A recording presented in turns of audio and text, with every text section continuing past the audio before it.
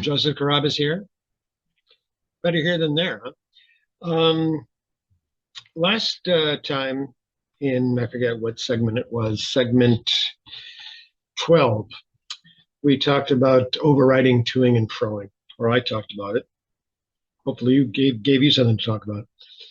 Anyway, I want to do the next two, this one and the next experiment in writing, dealing with aspects of overriding, toing, and froing. Before we get there, how about this? This is nifty, huh? This is a project I'm involved with, Roundtable 360. A bunch of creatives get together once a month, all disciplines, and we talk about challenges we're facing, both individually and based on our medium, I should say. We have actors, we have musicians, we have authors, poets. It would be great if you took part. Artists, we have artists as well. We have had dancers. Anyway, look for Roundtable 360. You can find links to it on my site, and probably if you do a search, you'll find it. So that's one thing. We're listening to Michael Hedges. Let me share a story about Michael Hedges. Saw him in concert. It was amazing.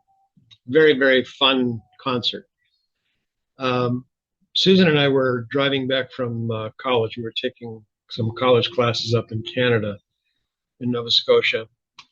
And we were driving back late at night on Maine's Route 9, which is one of the main skyways. So named because back in the old days, before there was a lot of other navigation, planes would follow Route 9 to go from Bangor north into New Brunswick. Anyway, northeast in New Brunswick. Anyway, we're driving back. It was very, very late at night, and we were listening to Maine Public Broadcasting. And I don't remember the show we were listening to, but I remember they cut in to say that Michael Hedges had died in a car crash. And I had to pull over. I was so just emotionally devastated. This guy, he's been called a guitarist from another planet. And if you listen to his albums or CDs from the first one published through to the last one published, this guy, Michael Hedges, he was on a spiritual journey like no other, which was demonstrated through the music he was writing and playing. He's a great inspiration to me. He is still. I would love to have my work demonstrate that same kind of arc. Who knows? Maybe it will, maybe it won't. Okay, we're going to do experiments in writing. Today is exposition via dialogue. The reason I want to follow overriding, toing, and froing with two experiments using exposition is because very often exposition, either in small form or large form, is used in place of dialogue or just communicating what needs to be said. You can get to the meat of the story very, very quickly, the heart of the chapter, the scene, whatever, by using dialogue to demonstrate exposition, to convey information to the reader, because that's what exposition is about. One of the things that happens with overriding and toing and froing is the author feels the need to dump all this information on the reader. No, don't. Be very selective. Anyway, two things I want to read. One is from the chapter 2 of Empty Sky. Told you we'd be getting back to it. A Bizarre Crystal. Consider how much information I'm conveying to the reader through the dialogue that occurs. And the dialogue that occurs is basically a page. Okay. Jamie looked at his dad's reflection in the car's passenger window. I miss Mom. I know, Jamie, I miss her too. She liked the cabin, Dad. I know that too, Jamie. Is it all right, us coming up here? I guess. Because we can turn around and go home if you like. No, Shem will like it. Shem whoofed from the back seat. Jamie took off his seatbelt and turned around to pet his aging dog, his muzzle whitened with the years. You have a beard, Mr. Shem. He's getting old, Jamie. I know, Dad. Just want you to be prepared, Jamie. Jamie's eyes watered. I know, Dad. But it won't be for a while. He has plenty of time. We all do. Jamie returned to his father's reflection in the window. You just saying that, Dad? No, Jamie, I'm not just saying it. You think they'll ever find Mom? That's my hope, Jamie. That's my hope. Me too. Mine too. Jamie echoed his father. Mine too. Put your seatbelt back on, please. And I have a question for you. How come you always look at people's reflections when we're driving? Doesn't matter if it's me, Uncle Jack, Bobby. The only one you'll look at directly is Shem. Why is that? I can see people better that way. Tom shrugged, not understanding and not wanting to push things, only wanting them to have a good time. Now, consider, and feel free to disagree with me, put it in the comments, how much information. We know that Jamie and his dad and Shem, the dog, are traveling. They miss Mom. I miss her too. Okay, Mom's not there. She was in the previous chapter. She likes the cabin. They're heading back to the cabin, which was mentioned in the previous chapter. Is it all right us coming up here? Okay, the cabin has memories. They may not be pleasant ones. We can turn around and go home. Dad is considerate. He's compassionate towards his son's emotional state. Shem will like it. Shem is getting older from when he was in the first chapter. Want you to be prepared. Foreshadowing, really, can you tell? He has plenty of time. Jamie turned, you just saying that, Dad. You think they'll ever find Mom? Okay, so there's been an active search going on for a while. Me too, mine too. The father is literate. How come you always look at people's reflections? Foreshadowing. The reader at this point does not know the significance of this, but they find out fairly rapidly. So it points to something that is very necessary later on in the story. Okay, that's one. Again, recognize how much information is conveyed to how much pure exposition, how much information the reader needs to continue the story, all done through dialogue. Let me give you another example.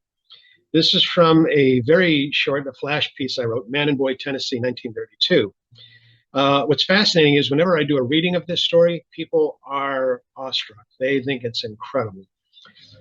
But it's never been published. You can find it on my blog if you'd like.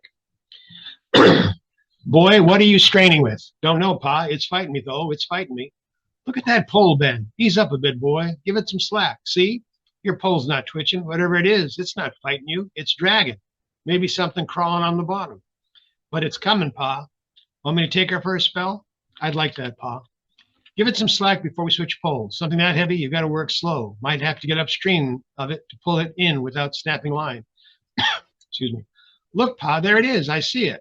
Damn things in the glare of the sun. What is it? Can you see? Feels like some bottom grass. Pity if we can't lose the line. It's a man, Pa, a black man. Sweet and merciful. Take the pole, boy. Be careful, Pa. God, this one's heavy. Don't feel swell, though. Water's just filled him.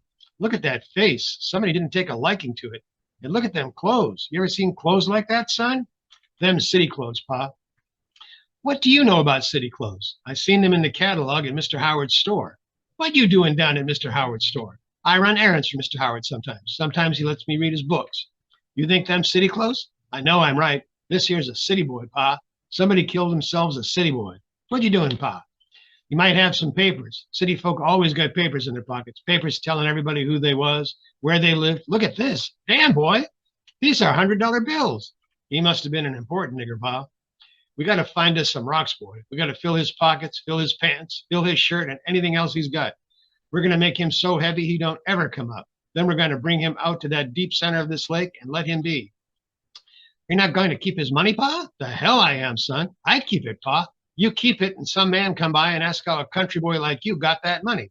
You listen. Whoever set this city boy here didn't know about drift, but somebody will. Somebody will come looking to see if he come back up. They do. They find his money on you. Won't be long before you're adrift, too. Yes, you're right, Pa. I know I'm right. That's a lot of money, though. That's a lot of money. Pity a pity we couldn't take some for ourselves for our trouble here today. You want some of this city boy's money, boy? You want some man come by, see you doing fancy at Mr. Howard's store because of some trouble you had here today? You think Mr. Howard's not going to wonder where some nigger boy like you got himself $100 bill? He's a heavy man, Pa. He sure is, son. He surely is. Now, if you're offended by my use of the N-word, live with it. This was written in language of the time, okay? Notice also this is entirely in dialogue. And entirely in dialogue, everything that you need to know is described. They're on a fishing boat in a lake somewhere in Tennessee. That's the title of the story. It's 1932. They think they're hauling something up, maybe a log, a raft, something like that, something clumped in the weeds. They don't realize they're bringing up a body. And the body is another African-American person severely beaten to death. It's the only way you can be beaten to death, severely, I guess. And also, obviously, from the city. Now we're passing wisdom. At this point, the dialogue is about passing wisdom from father to son, okay? And as I say, it's better to be wise than rich. We got a lot of money. We could do some real good stuff with that money. We'd get killed if we touched that money. Same as this fellow here that's in the lake. So we don't want that money. Whether it's from Empty Sky or Man and Boy, Tennessee, 1932, dialogue is used to move the story forward. Also, it is used to give the reader as much information as is necessary for them to understand where the story is going and to keep the story moving forward. Exposition via dialogue. Whenever you see in your writing that you have this big clump of telling the reader what's going on, find out if characters can talk about it instead, exchange information between them. Find out if, and this will be in the next experiment in writing, find out if one character can have what's called deep point of view and be talking to themselves essentially to explain what's going on or where they think things should be or what's happening. Hope that's useful to you. It's been very useful to me. I use it a lot. Thank you. Take care. He searches for the end of the meeting button again. Bye-bye.